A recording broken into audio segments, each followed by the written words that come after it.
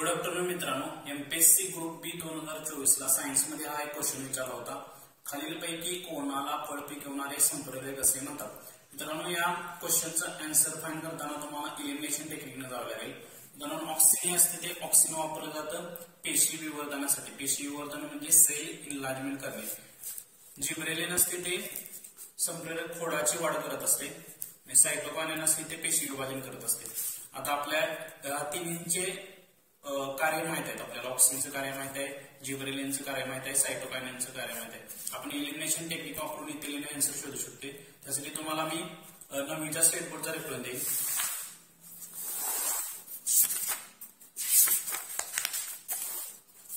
Chapter number 15 सजीवांमधील जीवन प्रक्रिया,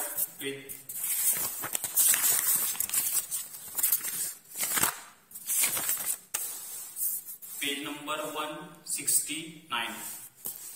विज्ञानाच्या गवाक्षातून auxin नावाचे संप्रेरक पेशी विवर्धनाला सेल इन्लार्जमेंट मदत करते. खोडाच्या वाढीसाठी जिब्रेलिन्स, पेशी विभाजनासाठी सायटोकायनेन्स हे संप्रेरक मदत करतात. मित्रांनो, हे एलिमिनेशन टेक्निक वापरून तुम्ही इथे आन्सर फाइंड करू शकता.